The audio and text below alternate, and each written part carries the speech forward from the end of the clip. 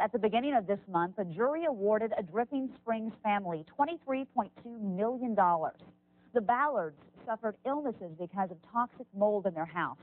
They were forced to abandon their home because the toxic mold Stachybotrys was spreading and creating a health hazard. The family took the farmer's insurance company to court. The Ballards say the company failed to properly fix ongoing water leaks in their Dripping Springs home. The jury agreed, awarding the Ballards the money and saying the insurance company was unfair, deceptive, and non-compliant with its client. Several insurance companies say the cost of claims due to recent mold outbreaks could cripple the industry. This week in Austin, there will be a public hearing for Texas residents to testify about insurance coverage for mold provided by state residential property policies. Sean Breen is a lawyer who has represented several people in these cases involving mold. Thanks for joining us this morning, Sean. Good morning, Wendy. What does this meeting mean for Texas homeowners? Well, this meeting is very important for not just Texas homeowners, but several other areas or groups as well. The State Insurance Board, at the request of farmers and some other insurance industries, is looking at a possible exclusion, that is, to write out of Texas homeowners, renters, condo policies, coverage that the insurance companies currently provide to help clean up and repair damage due to mold, potentially even personal injury damage. So in your opinion, who is to blame for the mold, the homeowner or the insurance company? Well, that depends on the circumstance. There's really three different groups that the law is focusing on and cases are focusing on these days. The first is, in fact, the homeowner, which is sort of the minority or a rare instance. Some homeowners don't keep their homes up. Some have health problems and things of that nature, and they can cause the spread of mold.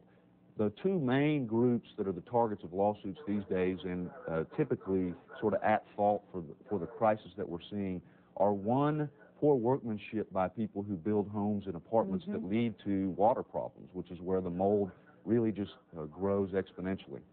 And secondly, then, once that problem occurs, there's been a big problem with insurance companies stepping forward and handling the problem the way they should, as is evident by the Ballard case and the way the Austin jury spoke in that case. As an attorney, have you seen more problems having to do with mold, and who is having these problems? Oh, exponentially more problems is the answer to that. Mold, some people are analogizing to probably 10 or 12 years ago, the way asbestos became a problem. Right now, the science on mold is a little bit questionable.